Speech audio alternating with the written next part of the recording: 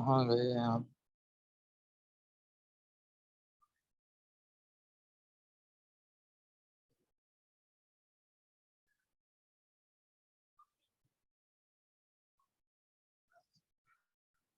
यहाँ से अब आप लोगों को क्लासिफिकेशन, अब मुझे क्लासिफिकेशन पहले फिंगर टिप्स पे सुनाओ, जल्दी जल्दी सुनाओ, जल्दी जल्दी सुनाओ।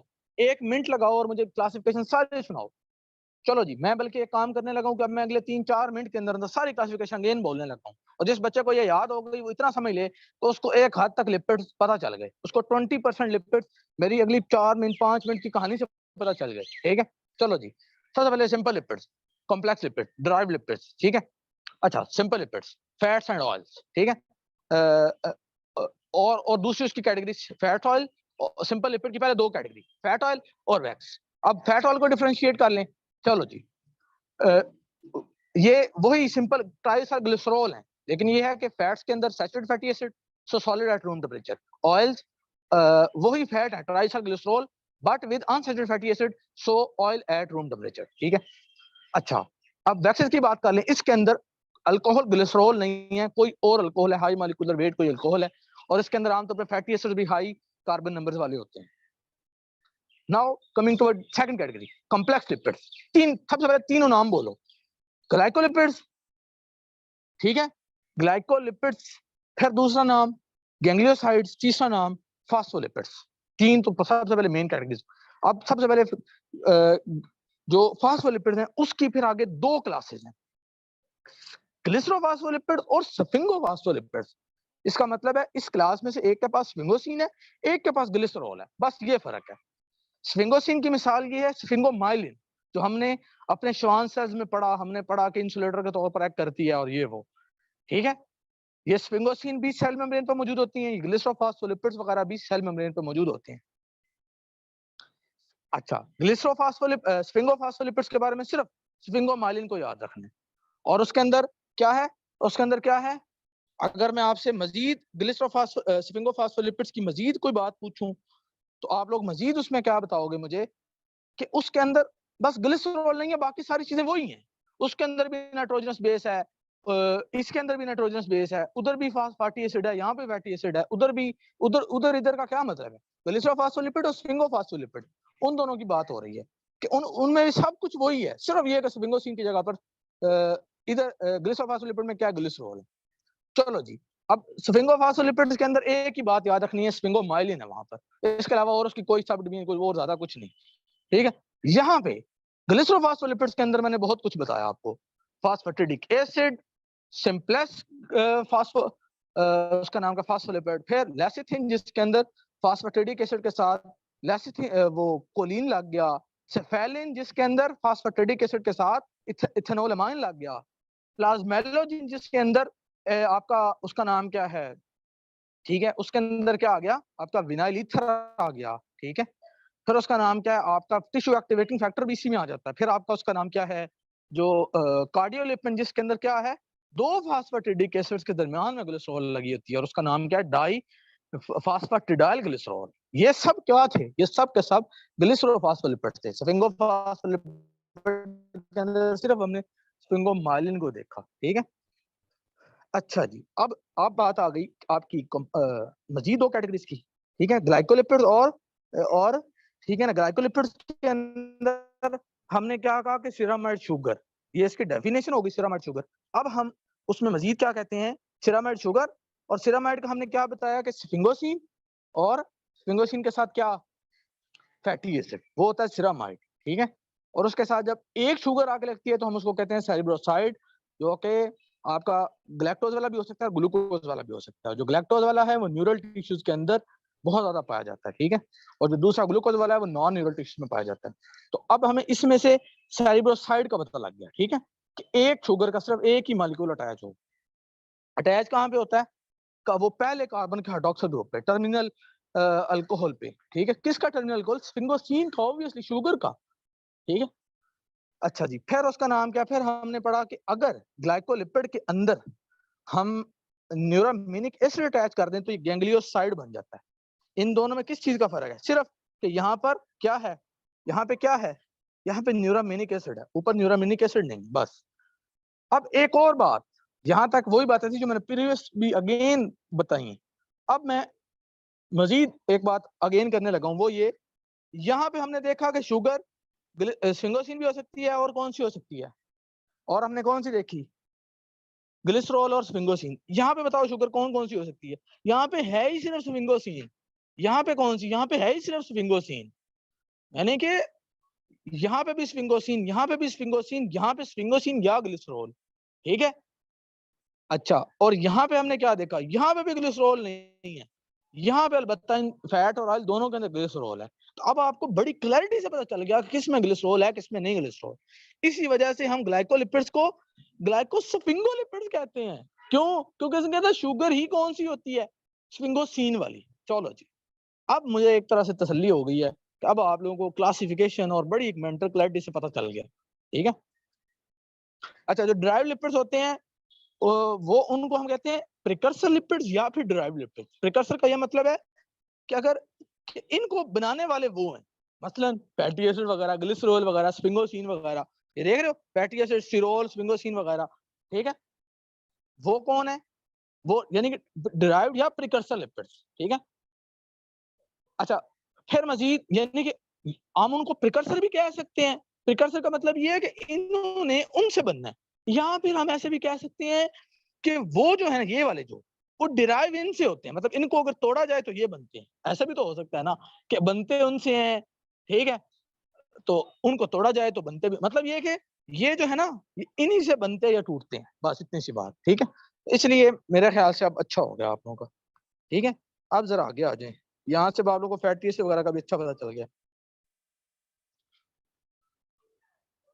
अच्छा चलो, अब जरा कुछ और बातें हैं जो बाकी बच्चों को भी तो बताऊं ना, जो कल मौजूद थे, उनको अब कुछ न्यू बातें। अब हम पढ़ते हैं जी साल्ट और ये और सोप, डिटर्जेंट वगैरह, ये सब क्या है, ठीक है। अच्छा, ये कॉसानाइड वाला टॉपिक इंशाल्लाह हम तो डिटेल से पढ़ेंगे, कल पढ़ेंगे, ठीक है। इसके अंदर 20 कार्बन कंटेनिंग एराकिडोनिक एसिड से हमें ये चीजें मिल रही होती हैं, ये सब कॉसानाइड्स हैं। प्रोस्टाग्लैंडिन, प्रोस्टासाइक्लिन, थ्रोम्बोजेन, ग्लूकोट्राइनोलिपोसिन, ये 5 नाम फिलहाल याद कर लेने। अभी देखते हैं सोप क्या होता है। जब आपके फैटी एसिड के साथ जब ठीक है ना, अल्कली मेटल्स या फिर अल्कलाइन अर्थ मेटल्स, ठीक है, या फिर कोई बेस रिएक्ट करती है ना, तो वो जो उनके साथ साल्ट बनता है ना, साल्ट आप लोगों को भी पता है कब बनता है। एसिड के जब हम एच वाले को ग्रुप को रिमूव करके उधर उधर हम कोई अल्कली अल्कलाइन अर्थ मेटल लगा दें, साल्ट नहीं बन जाता था, याद है उस। लेकिन फैटी एसिड के साल्ट को हम क्या कहते हैं, सोप कहते हैं। फैटी एसिड के साल्ट को हम क्या कहते हैं, सोप कहते हैं, ठीक है। यानी कि ठीक बात समझ आ गई कि ठीक है ना। मसलन ये कि फैटी एसिड को जब आप NaOH के साथ रिएक्ट कराते हो, तो फैटी एसिड का जो एंड वाला H है वो उस OH के साथ रिएक्ट करके वाटर बन गया, और फैटी एसिड के साथ आके मेटल लग गई। तो अब ये पीछे से जो साल्ट बना ना, इस साल्ट को हम क्या कहते हैं, फैटी के साल्ट को सोप कहते हैं, ठीक है। अब ये हो सकता है सोडियम वाला भी हो सकता है, पोटेशियम वाला हो सकता है। अब आपको अल्कली और मेटल का पता है ना, जो पहले पीरियड वाले होते हैं, सोडियम पोटेशियम जो है पहले पहले वाले ही है ना, ठीक है। और उसका नाम क्या है, कैल्शियम और मैग्नीशियम दूसरे वाले हैं। तो इन सब के साल्ट जो है वो क्या है, सोप है। सोडियम और मैग्नीशियम के जो हैं, सोडियम और पोटेशियम के साल्ट वो सॉल्युबल हैं, और कैल्शियम और मैग्नीशियम के जो साल्ट है वो इनसॉल्युबल है वाटर में। कैल्शियम के साल्ट, पोटेशियम के साल्ट वो कहते हैं इतने सॉल्युबल हैं कि वो उन सब केक सोप बना ही नहीं सकते। They are too soluble for cake soap, ठीक है। मतलब जो आपका साबुन होता है, पोटेशियम साल्ट नहीं हो सकता, क्योंकि वो सॉल्युबल ही बहुत ज्यादा है। तो अगर आप बनाओगे तो वो पानी पड़ते ही वो घुल मुल के परे चला जाएगा। टू सॉल्युबल, अगर टू सॉल्युबल का मतलब ये है कि आप थोड़ा सा पानी डालोगे इसी तो वो सॉल्युबल हो गया, चलो खत्म, ठीक है। They are use in liquid preparation, liquid preparation वगैरह में, मतलब कहीं पे वहां पे यूज होते हैं, फिर इसलिए। अच्छा, अब डिटर्जेंट क्या होते हैं कि अगर आप कार्बोक्सिल ग्रुप रिडक्शन करोगे तो अल्काइल अल्कोहल बना देगा ना, एसिड अल्कोहल बना देगा रिडक्शन से। तो आप उस अल्कोहल की सल्फोनेशन वगैरह कर सकते हो, मतलब सल्फेट ग्रुप उसमें ऐड कर सकते हो, ठीक है, जिससे आपके सल्फोनेट्स वगैरह बन सकते हैं। उनको हम क्या कहते हैं, डिटर्जेंट कहते हैं। तो कहने का मतलब ये है कि पहले आपने रिडक्शन करनी है, देन आपने सल्फोनेशन करनी है, तो आपका डिटर्जेंट बन जाएगा। बस ये फर्क है। उधर उधर आपने साल्ट बना दिया, ठीक है, इधर आपने रिडक्शन करके उसके साथ सल्फेट ऐड कर दिया, तो आपका डिटर्जेंट बन गया। तो ये सोप और डिटर्जेंट में फर्क है, ठीक है। फिर ये कि ये जो होते हैं ना, ये अनलाइक सोप, ये स्टेबल है एसिडिक सॉल्यूशन में, वो स्टेबल नहीं होते एसिडिक सॉल्यूशन के अंदर, ठीक है। एसिडिक सॉल्यूशन के अंदर ये स्टेबल है, वो स्टेबल नहीं होते एसिडिक सॉल्यूशन में, ठीक है। वो साल्ट है, वो रिएक्ट कर जाते हैं एसिड के साथ, ये जो होते हैं ये स्टेबल होते हैं एसिडिक सॉल्यूशन में, ठीक है। तो डोंट फॉर्म इनसॉल्युबल साल्ट्स। इन्होंने क्या किया था, इन्होंने इनसॉल्युबल साल्ट बनाए थे ना सोडियम और मैग्नीशियम के अंदर, ये नहीं बनाते, इसीलिए ये जो है ना ये, ठीक है, ये हार्ड वाटर में यूज हो जाते हैं डिटर्जेंट्स, हार्ड वाटर में यूज हो, आपको पता है ना हार्ड वाटर पढ़ा है ना मैट्रिक का अंदर, मैट्रिक के अंदर कौन सा चैप्टर था, किसी को याद हो, मुझे तो याद आ रहा है कोई छठा सातवां चैप्टर था, ठीक है, छठा तो नहीं, छठा तो वो था, चलो खैर जो भी था, ठीक है ना। तो वो उधर एक वाटर वाला चैप्टर था ना, तो वहां पे हमने पढ़े थे साल्ट वगैरह चैप्टर अपनी 10वीं के अंदर। तो ये जो होते हैं ना ये जो हार्ड वाटर होता है उसके अंदर कैल्शियम मैग्नीशियम होते हैं, ठीक है। तो ये जो साल्ट वहां पे बनाते हैं, ठीक है, तो ये जो है ना फिर इसलिए इनको अगर आप यूज करोगे तो ये इनसॉल्युबल साल्ट नहीं बनाते कैल्शियम मैग्नीशियम के साथ, ठीक है। तो इसलिए इनको हार्ड वाटर में यूज कर सकते हो आप, क्योंकि इन्होंने कैल्शियम मैग्नीशियम के साथ इनसॉल्युबल साल्ट नहीं बनाने, ठीक है। और फिर ये है कि गुड क्लींजर्स हैं, गुड क्लींजर्स भी हैं detergents, because are efficient wetting agent emulsifier, अच्छे इमल्सिफायर्स हैं, इसलिए जब खाने के ऊपर वो घी शी लगा होता है ये उसकी इमल्सिफिकेशन करके चलो जी उसको उधर से सफाई कर देते हैं, गुड गुड क्लींजर्स हैं। अब सारी बातें पता चल गई अब आप लोगों को, ठीक है। चलो जी अब जरा आगे आते जाओ। अब ये तीन आप लोगों ने ना अभी इंशाल्लाह ताला ये saponification number, iodine number, rancidity और ये वैक्सेस, ये अभी हम लोगों ने ये पढ़ना है, ये हमने प्रीवियस नहीं पढ़ा हुआ, ठीक है। चलो पहले तो मैं वैक्सेस की 2 मिनट में कहानी खत्म करूँ ना, कि इसके अंदर क्या होता है। वैक्सेस 2 किस्म की, ट्रू और एक अदर, मतलब जो वैक्सेस नहीं है लेकिन ये है कि, ठीक है, जो ट्रू वैक्सेस है उनके अंदर क्या है, तो वो लिपिड्स ही, लेकिन ये है कि वो उनके अंदर वो ग्लिसरॉल नहीं है, कोई और अल्कोहल है, हो सकता है वो सिटाइल अल्कोहल या फिर कोई दूसरी कोई हाई मॉलिक्यूलर वेट अल्कोहल हो। मैंने बताया ना हाई मॉलिक्यूलर वेट होती है, मैंने ये भी बताया कि इसके अंदर ज्यादा कार्बन वाले फैटी एसिड्स होते हैं, ठीक है। हो सकता है वो ये देख रहे हो 12 से लेकर 30 कार्बन तक जो है ना अल्कोहल का इतना नंबर होता है, ठीक है। और ज्यादातर इसके अंदर फैटी एसिड कौन से होते हैं, मिरिस्टिक और पाल्मिटिक एसिड, ठीक है। चलो खैर ये पता चल गया अब आप लोगों को कि बस ये मेन पॉइंट है कि अल्कोहल नहीं है, ग्लिसरॉल नहीं है, ठीक है। बाकी ये कि ये फैटी एसिड जो है, ठीक है, किसी और अल्कोहल के साथ रिएक्ट ईस्टर बना रहे हैं, ठीक है। ये इसमें 3 मिसालें लिखी हुई हैं, इनका आप नाम याद कर लो बस, ठीक है। क्या क्या लिखा हुआ है, बीजवैक्स, लेनोलिन और स्पर्मेसिटी, तीनों मतलब वैक्सेस के नाम लिखे हैं उसने, जो कॉमनली अकरिंग वैक्सेस हैं। बीजवैक्स तो नाम से शुरू पता चल रहा है कि ये हनीकॉम्ब का स्ट्रक्चरल पार्ट है। लेनोलिन जो है वो वूल से डिराइव होता है, जो कि ऑइंटमेंट्स और क्रीम्स वगैरह के अंदर यूज होता है, ठीक है। फिर स्पर्मेसिटी जो है वो क्या है, वो स्पर्म वेल से ड्राइव होता है और वो ये इस तरह कैंडल वगैरह बनाने में इस्तेमाल होता है, ठीक है। तो ये अच्छा याद कर लेना कि कैंडल के अंदर कौन है, कैंडल और कॉस्मेटिक, ठीक है, फार्मास्यूटिकल, इसके अंदर कौन है, स्पर्मेसिटी। हनीकॉम्ब वाला तो वैसे ही याद रहता है, लेनोलिन का बस इतना याद रखना कि क्रीम और ऑइंटमेंट्स वगैरह के अंदर आप लेनोलिन लगाते हो, ठीक है, बस। बाकी ये है क्योंकि डाइजेस्टिव एंजाइम तो इनको हाइड्रोलाइज कर नहीं सकते, तो इसलिए इनकी कोई न्यूट्रिशनल इंपॉर्टेंस नहीं है, ठीक है। जैसे सेलुलोज की कोई न्यूट्रिशनल इंपॉर्टेंस नहीं है क्योंकि सेलुलोज नहीं है, ठीक है। चलो अब इधर आ जाओ जरा, ये तीनों ना मतलब याद करने हैं, ये मतलब इंपॉर्टेंट है। वो जितनी क्लासिफिकेशन वाला जो पढ़ाया ना, वो तो आप लोगों के मतलब पूरी एक तरह से बेस बन गई लिपिड की, ठीक है। और वो तो मतलब खुद भी यूक्यू आता है। अब जो तीनों चीजें पढ़ाने लगा हूँ ये भी इंपॉर्टेंट है, यहाँ से वैक्स बुक्स को नहीं इंपॉर्टेंट, ठीक है। लेकिन फिर भी जो है ना प्रोफेसर वाइवा में पूछ सकते हैं फिर भी मतलब, ठीक है। अच्छा जी अब स्पोनिफिकेशन नंबर, आयोडीन नंबर सबसे आसान काम है। इसके अंदर क्या है, अब ऑब्वियसली जितना आपका अनसैचुरेटेड फैटी एसिड ज्यादा होगा उतना ही आयोडीन नंबर ज्यादा होगा, क्योंकि आयोडीन जो है आपको पता है ना यार, अब इतने तो ना करो, हेलोजिनेशन का नहीं पता, अनसैचुरेटेड के अंदर क्या हो जाएगा, ठीक है। अनसैचुरेटेड आयोडीन ऐड होता जाएगा डबल बॉन्ड के जरिए, जिस तरह हाइड्रोजनेशन होती है किस तरह डबल बॉन्ड की, तो इस तरह से हेलोजिनेशन है, ठीक है। तो ऑब्वियसली जितना वो ये देखो, लेकिन डेफिनेशन पेट याद करनी है, number of gram of iodine which will be absorb by 100 gram of fat, 100 gram fat, 100 gram fat है, जितना वो आयोडीन एब्जॉर्ब करेगा। एब्जॉर्ब अब कहाँ करेगा? जहाँ जहाँ पे उसका डबल बॉन्ड होगा वहां पे डबल बॉन्ड टूट के आयोडीन लग जाएगा। तो ऑब्वियसली जितने डबल बॉन्ड ज्यादा होगा, जितने अनसैचुरेटेड फैटी एसिड ज्यादा होंगे, उतना ही ज्यादा आयोडीन नंबर होगा ना, क्योंकि उतना ही ज्यादा वो आयोडीन को यूज कर लेगा। तो बस यही ये सारी बातें यहीं पे यही लिखी हुई है। ठीक है, क्लियर हो गया? अच्छा जी, लेकिन डेफिनेशन एग्जैक्ट याद हो। और ये किस चीज को डोनेट कर रहा है? अनसैचुरेशन को। दो बातें बस याद करना, एक उसकी डेफिनेशन और एक ये कि ये है किसके लिए। अनसैचुरेशन को बताने के लिए कि जितना आईडी नंबर ज्यादा उतनी अनसैचुरेशन ज्यादा। ठीक है, और डेफिनेशन एग्जैक्ट। अब आ गया स्पोनिफिकेशन। अब अभी स्पोनिफिकेशन का रिएक्शन बता के आ रहा हूँ कि उसके अंदर क्या होता है कि आप किसी बेस वगैरह को रिएक्ट करते हो, ठीक है ना, तो उससे क्या होता है कि आपका जो साल्ट होता है, आपका जो फैटी एसिड होते हैं वो साल्ट बन जाते हैं। ठीक है, साल्ट बन जाते हैं। साल्ट को क्या कहते हैं? सोप कहते हैं। देख लो, साल्ट ऑफ फैटी एसिड्स। ठीक है, बात समझ आ गई? ठीक है, देखो ना, पहले आप बॉयल करोगे तो उससे क्या होगा? सबसे पहले तो वो आपका जो फैट होगा वो टूटेगा, उसकी हाइड्रोलिसिस होगी, वो ग्लिसरॉल और फैटी एसिड बनेगा।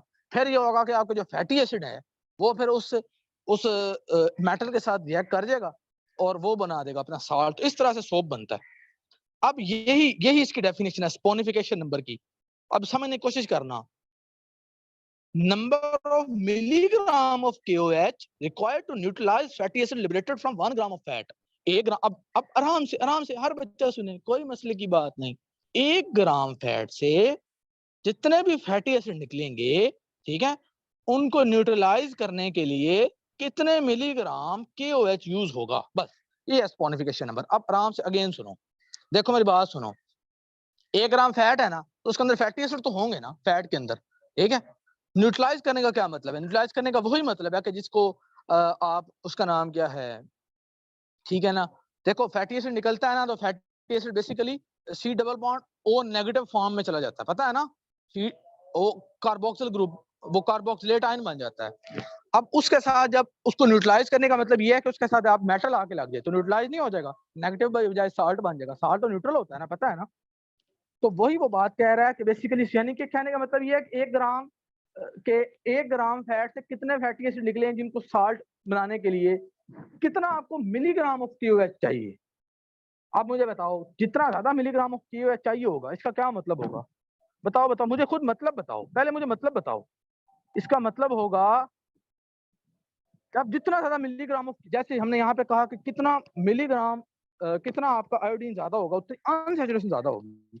यहाँ पे बताओ जितना मिलीग्राम ऑफ KOH ज्यादा लगेगा, इसका मतलब है, इसका मतलब पहले आराम से सोचो, इसका मतलब है ज्यादा ज्यादा फैटी एसिड थे ना ज्यादा फैटी एसिड। ऑब्वियसली ज्यादा फैटी एसिड थे तो ज्यादा मिलीग्राम ऑफ KOH यूज हुआ है ना, जिसने उसका साल्ट बनाना। इसका मतलब है फैटी एसिड ज्यादा थे। अब मुझे एक और बात का मतलब बताओ। पहला मतलब तो आपने ये बता दिया कि फैटी एसिड ज्यादा थे। अब मुझे बताओ 1 मिलीग्राम ऑफ फैट के अंदर अगर ज्यादा फैटी एसिड होंगे तो वो फैटी एसिड बड़ी बड़ी चेन वाले होंगे, छोटे छोटे से होंगे? भाई 1 मिलीग्राम के अंदर छोटे छोटे होंगे तो ज्यादा होंगे ना, ठीक है, कि छोटी छोटी चेन वाले होंगे ताकि, लेकिन ये है कि जितना भी हो एक कार्बोक्सिल ग्रुप तो सारों के पास ही होता है। ठीक है, तो इसलिए अब मैं फाइनल लाइन ये बोल रहा हूँ कि जितना ज्यादा आपका KOH ज्यादा यूज होगा उतना स्पोनिफिकेशन नंबर ज्यादा होगा।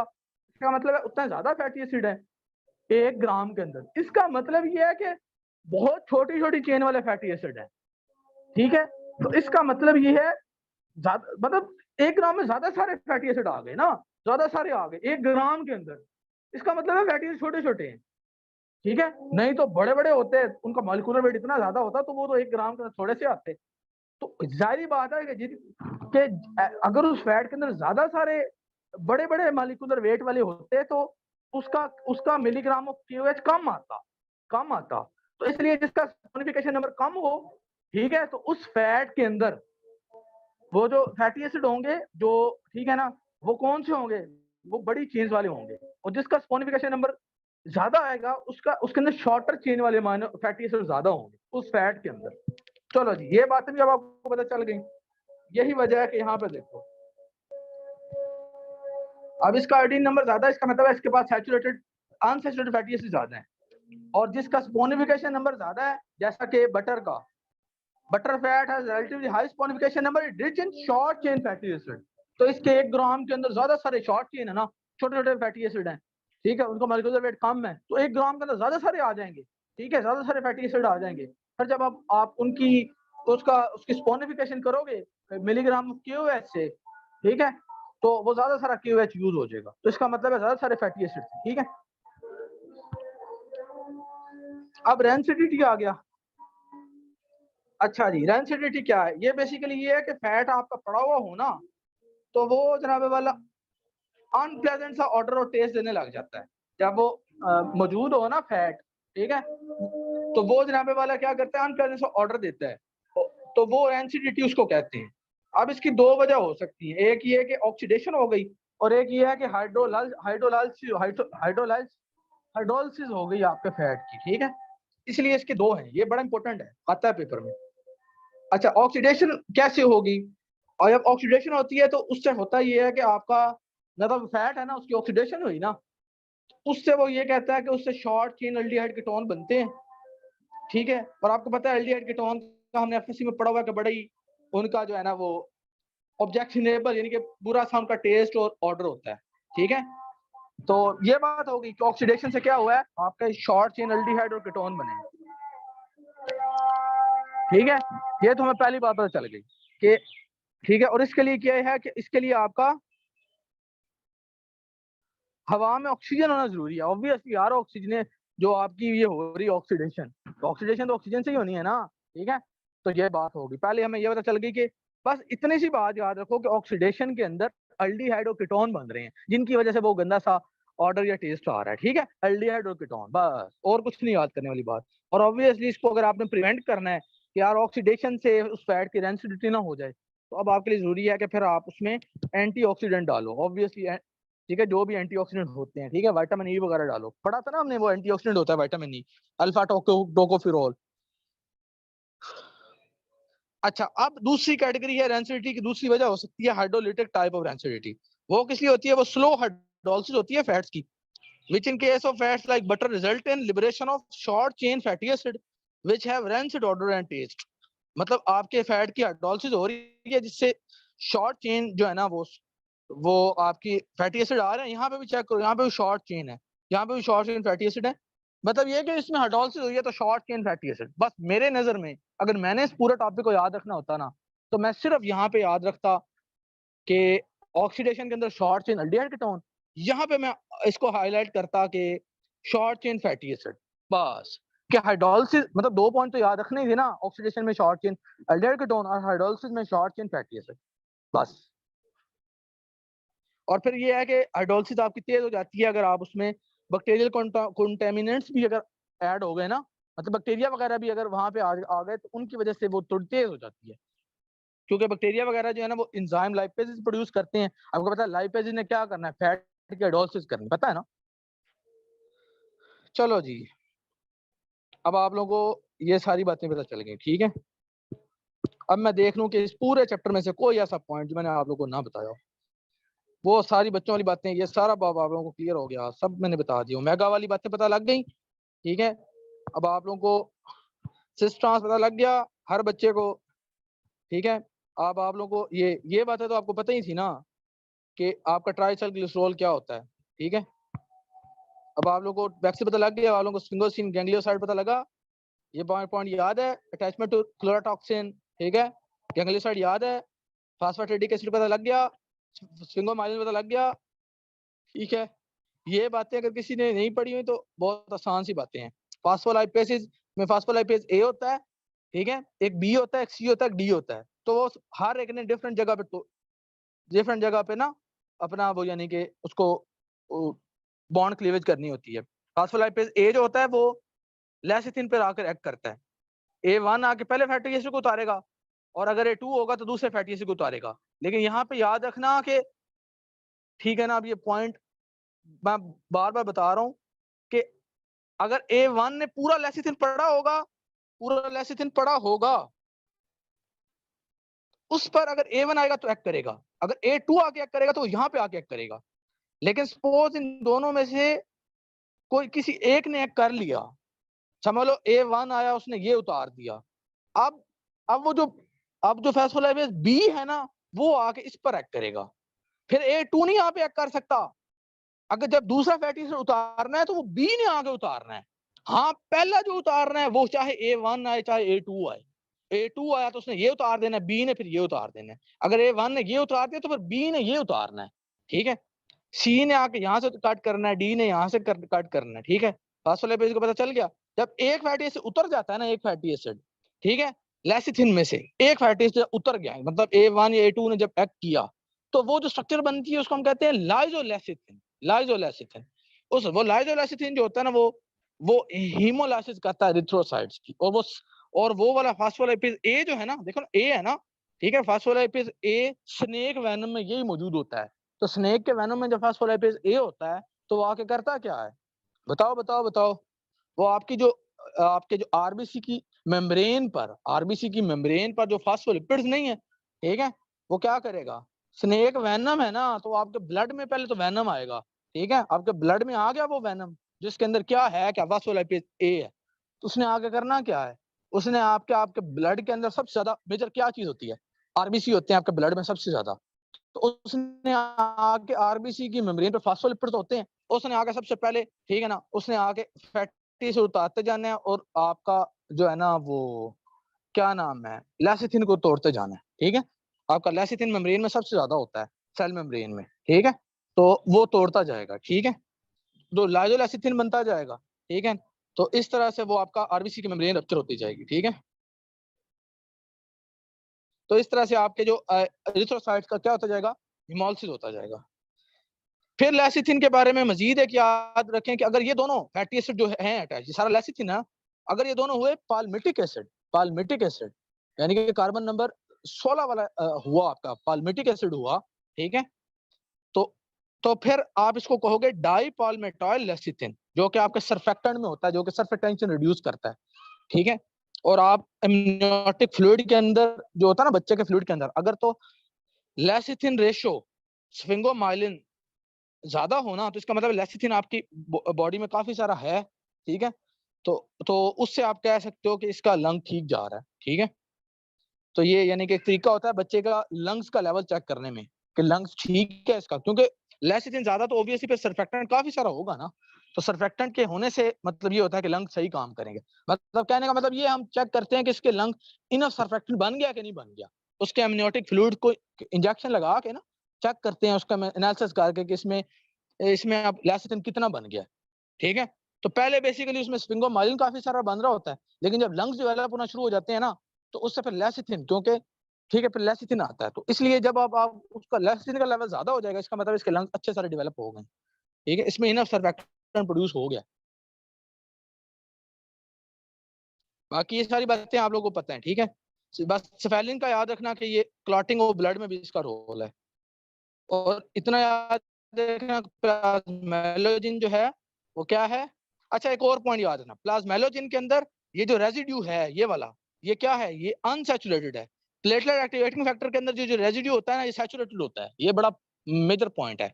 और प्लेटलेट एक्टिवेटिंग फैक्टर ऑब्वियसली जो है ना वो इन्फ्लेमेशन वगैरह के अंदर उसका रोल होता है, ब्लड की क्लॉटिंग वगैरह के अंदर उसका रोल होता है। ऑब्वियसली आपको पता है ना, प्लेटलेट एक्टिवेटिंग फैक्टर वगैरह कब आ रहा होता है, इन्फ्लेमेशन में आ रहा होता है, क्योंकि बेजोफिल वगैरह से रिलीज होता है ये, और इसका इन्फ्लेमेशन में रोल होता है, ये याद रखना प्लीज, प्लेटलेट एक्टिवेटिंग फैक्टर का। ठीक है, कि इसका इन्फ्लेमेशन में रोल है, आपकी क्लॉटिंग में रोल है।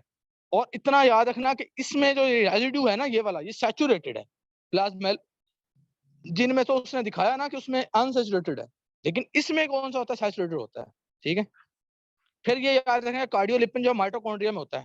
ठीक है, और एक और बात याद रखना कि कार्डियोलिपिन जो है ना, ठीक है, ये आपका माइटोकॉन्ड्रिया में है, तो ऑब्वियसली फिर किस में इसका रोल होगा, इलेक्ट्रॉन ट्रांसपोर्ट चेन वगैरह में। ठीक है, इलेक्ट्रॉन ट्रांसपोर्ट चेन वगैरह में। ठीक है,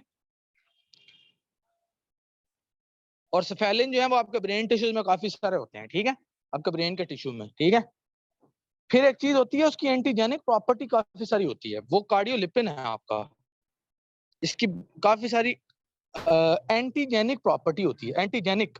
ठीक है, क्या कह रहा हूं मैं, एंटीजेनिक प्रॉपर्टी बोल रहा हूँ। ठीक है ना, एंटीजेनिक प्रॉपर्टी, एंटीजेनिक का मतलब ये है कि ये कार्डियोलिपिन आपके बैक्टीरिया वगैरह में मौजूद होता है, बैक्टीरिया वगैरह में। किधर, बैक्टीरिया में।